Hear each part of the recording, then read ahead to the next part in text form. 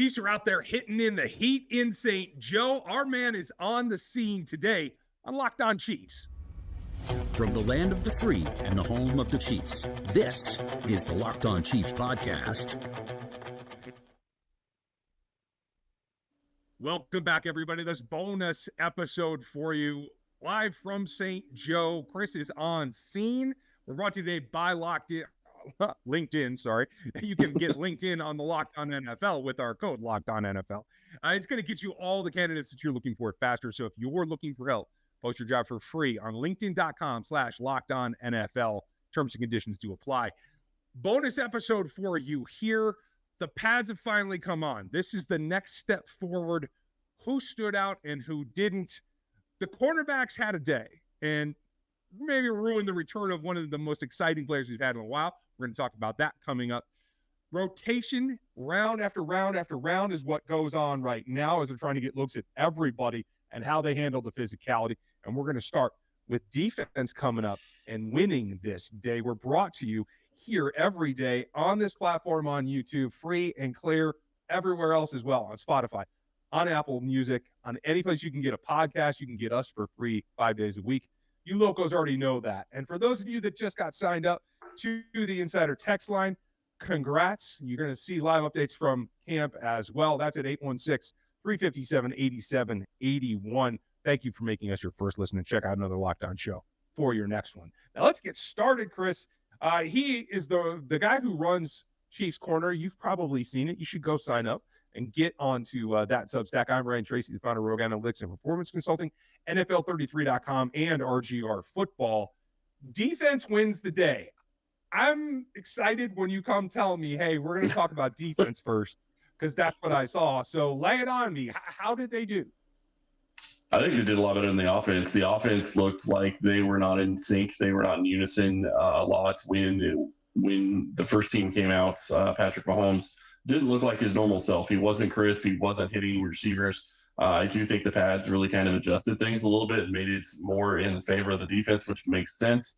So I think that's kind of the way that we're looking at it going forward. Is I think the offense will come back, and I do think that the second team offense did really well against the second team defense. But one-on-one, it was defense that ruled the day when you're looking at it from the team drills. And as Ryan said, I'm on location, so I know it doesn't sound great. Sorry about that, but hoping to get that adjusted for tomorrow, so we'll see. But a lot of fun being out of camp. If you are there tomorrow, I will be mostly in the same spot, probably right in front of the media on the hill. So come say hello. That'll be great. So I want to start in the trenches. Defense, who stood out there when they finally put the pads on? Who did you notice? Well, I think the thing that stuck out to me, it wasn't that I necessarily noticed them because of the play, but it was noticeable that Pennell was starting next to Chris Jones. That was something that was surprising to me. I wasn't expecting that. I was expecting, is it going to be Wharton? Obviously not. He's out, so that's a part of it. But Pennell being in there was a little surprising. When you start looking at the rest of it, you look at, guys like Trent McDuffie who stepped up and continue to play very well. Josh Williams played well. And then you start looking at when you get into the one-on-ones, which is really where you see guys start standing out. FAU had some really good snaps against Lonnie Morris on one-on-ones. That wasn't in team, but it was one-on-ones, and that is where you're going to see. Obviously, that favors the defense a little bit more than the offense. I get that. But it's still encouraging to see him have a day against somebody that Kansas City was looking at maybe being their starting left tackle. That's great news, and we're going to talk about the rotation at left tackle coming up in the next segment, folks. But tell me a little bit more. FAU needed to stand out. Anyone else on the defensive front that really had, whether it's one-on-ones or team, whatever it is, that had something that stood out to you? When you look at the team in general, I think that when they started getting into the running game, you saw guys hitting each other. You saw the defense getting after it. You saw Leo Chanel go up against Trey Smith, and Trey Smith was trying to pull, I think, and get Leo out of the way, and Trey Smith ended up on his butt. I'm not sure if it wasn't a pancake. It was one of those things where I think he spun off and lost his balance, but it was still something that you don't see from Trey Smith very often. He is very physical and always taking it to him, and it was impressive to see Leo get that done. Go Badger. Okay, I'll take that. Linebacker rotation, anything stand out to you there other than Leo and maybe the backups who got some time? No, I wouldn't say that they really stood out. So Leo was in there a lot. We saw kind of what we saw from Tranquil. He's been all over the place. Nick Bolton was all over the place. I do think that really, the pads coming on really helps Nick Bolton in that regard. It plays into his game and what he's really good at. So I do think that helps. You look at the rest of the defense, and Chris Jones was Chris Jones. He would have had Mahomes in a stack early in team. But obviously you're not going to be hitting the quarterback in this time. So that was good to see. He still got it. Karlaftis had some pressure around the edge. There's going to be guys that are going to step up in this defense, and I think it's going to be a lot of fun to watch.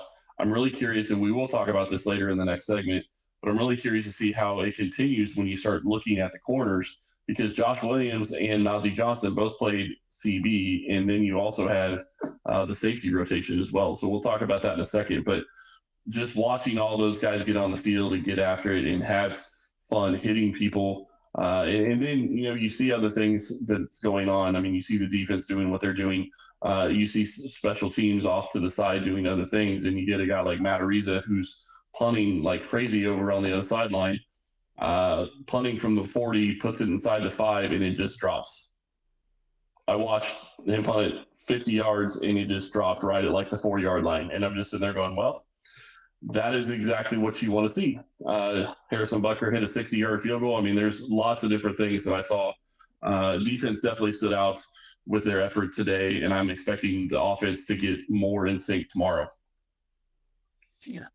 The last thing I really want to know is George Karlaftis left practice on Wednesday with a little bit of a chip on his shoulder. He's getting a little physical out there. Did he up his game today? And did you see more of that? I think he had pressure. I'm not going to say I think he upped his game. I think that he was consistent. I think that you look at what he's doing. He's switching off between going against, the left tackle and the right tackle. So you're going to see him on both sides of the ball at different times. Chris Jones also lined up at defensive end once or twice in the team rotation. So there's lots of guys that are going through there.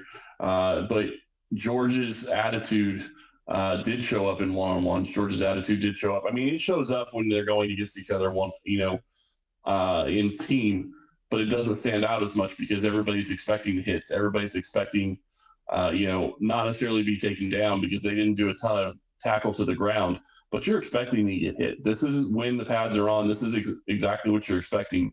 So it was a lot of fun to watch that. Yeah, I wish I was there, and I'm looking forward to more.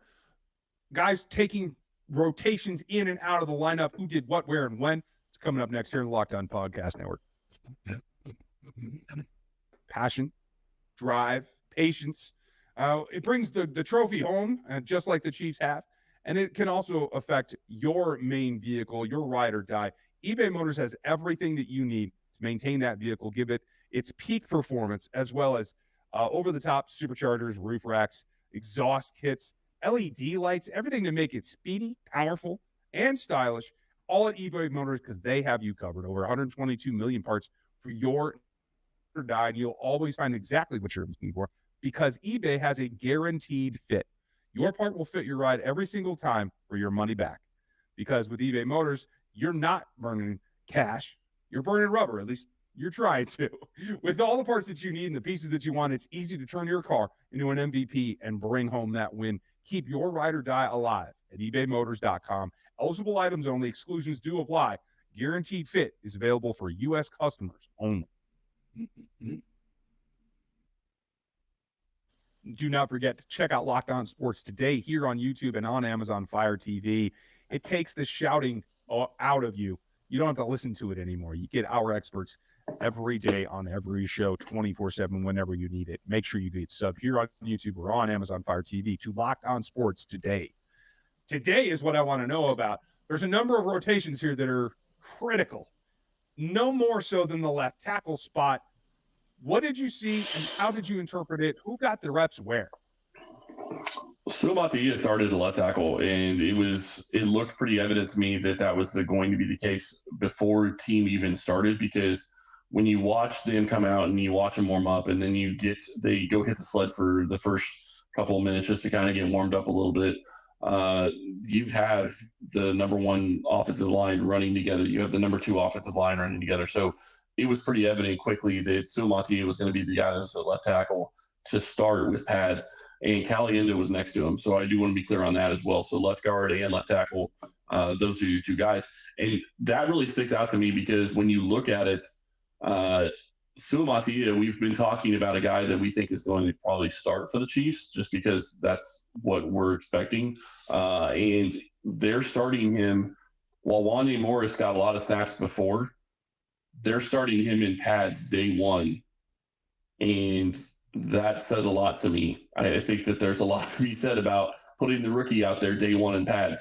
And then you go watch. And like I said, I mean, Wande Morris had a rough day when it came to blocking FAU, and I didn't get to see the one-on-ones that were on the opposite side of the field for me, so I didn't get a great view, but I did see some of that, and there was a lot more that I wish I could have seen, but obviously, you're stuck with where you are. I'm curious to see how it plays out in day two. If it continues to be Suamataia, I'll let you know. I'll let everybody know tomorrow, but it's encouraging to see him out there. Worthy was out there as well. That's something I tweeted out earlier and actually something I put out on the Locos line. So if you're not subscribed, go out there and you'll get some of that information early on as well. The big thing with, Worthy being out there is he is out there with Brown. He's out there with Rice. And when they all three are on the field together, you can see that there is a lot of starting to be chemistry between those three guys. And they walked out together to the field and warmed up together. I think that that's going to be a very strong connection when season starts. I certainly hope so, because you got to know where the other guys are in the routes every day. You do have to have the chemistry at the quarterback, but you got to know where your pals are too. The next question for me in that rotation is, with Justin Watson's injury the other day, we know it's not going to be long, but who ate up his reps in the meantime? So I do think that, it was all over the place. Justin Ross got some time. Nico Remigio got some time. Hardman got some time. All those guys are kind of rotating in with the ones at different times. Sky Moore was in there. Kadarius Toney got some time as well with the ones. That was noticeable.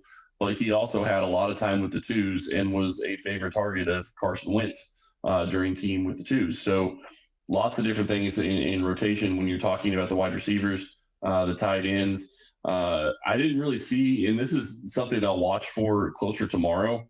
I didn't really see a situation, and you and I have talked about this at times, where they'll bring in somebody on the offensive line that isn't normally a starter, and they'll throw them in there for rotational purposes just to try to get an idea how's that guy going to play in. They didn't do that today. And I should have said this to start the show. I didn't see any additional injuries. So first day of pads, no additional injuries that I saw. That's a positive sign. There are teams across the league losing players, especially if you look, I think was it the Giants just lost their kicker for the season? Ruh-roh. ACL, warming up for practice. I haven't seen the diagnosis yet, but yeah, there are teams that they're running into some of these things, and the Giants are on their own little island there. Absolutely. We'll get to them in a bit. Chiefs did make a move today, folks. Edge rusher DL/OLB Owen Carney came in. They waived Laquay Washington. That didn't work out. So they're going to give another guy another shot in that rotation that seems to be featuring a lot of Malik Herring, but you're going to see some new edge out there as well, so keep an eye out for that. What was your impression of Herring? I didn't see a ton of Herring. Most of the time when they were running, most of the time they were going in team, offense was going, they were going towards me, so I didn't see a ton of Herring. I was paying attention more to the offense because I was just curious, how do these players play into this? How do they take advantage of the snaps? How do they take advantage? The other thing in rotation-wise, I want to say before I forget, Deneric Prince got a lot of run with the ones.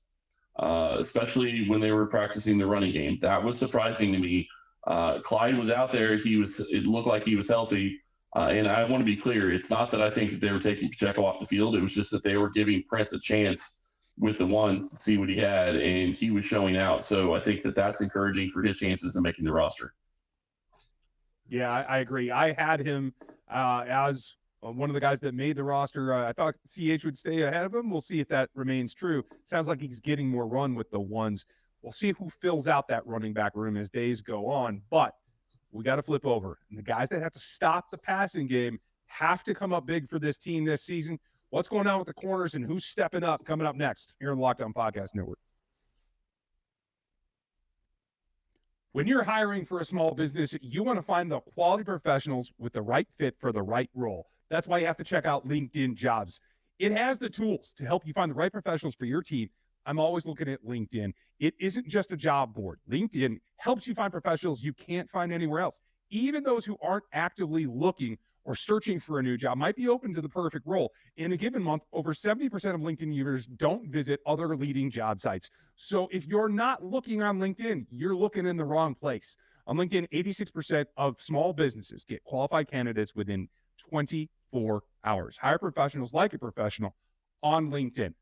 It goes down the easiest way to post your job for free is on LinkedIn.com/LockedOnNFL. That's LinkedIn.com/LockedOnNFL to post your job for free. Terms and conditions do apply.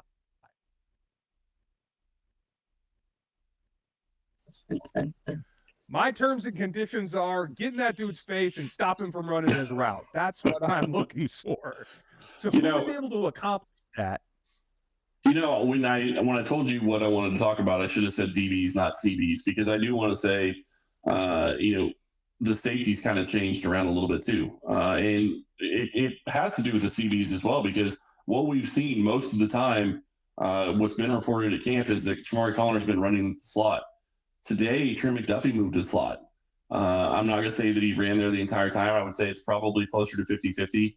But that was interesting to me because Connor actually moved back to safety, which takes Hicks off the field.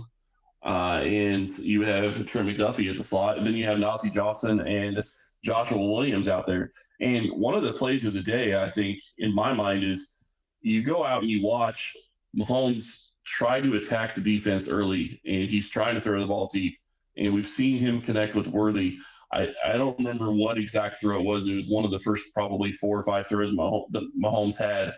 He threw the ball deep to Worthy, and Worthy had a step on Joshua Williams. The ball was a little short, but Williams got his body in front of it and knocked the pass out.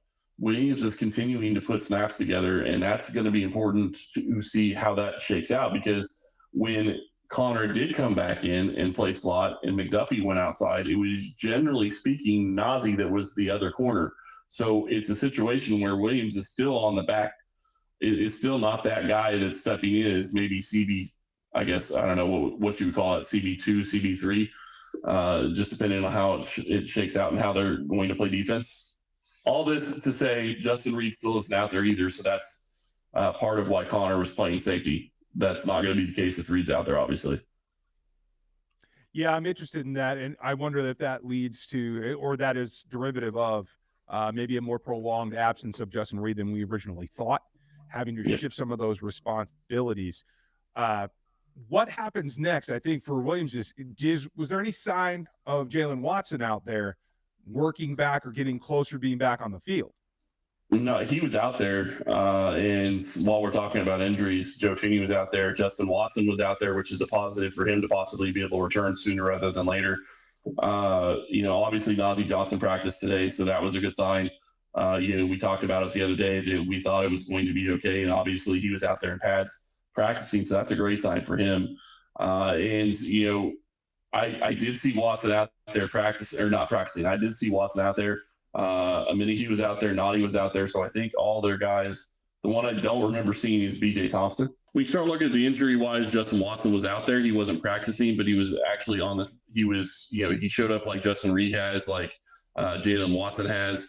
All those guys are showing up and practicing. The only one, or not practicing, they're out there at least doing something. Noddy was in the same boat. I saw Minihue out there. The only guy I don't remember seeing that I believe has an injury is going to be the linebacker, B.J. Thompson. Didn't see him out there. Could have missed him, but I didn't see him out there.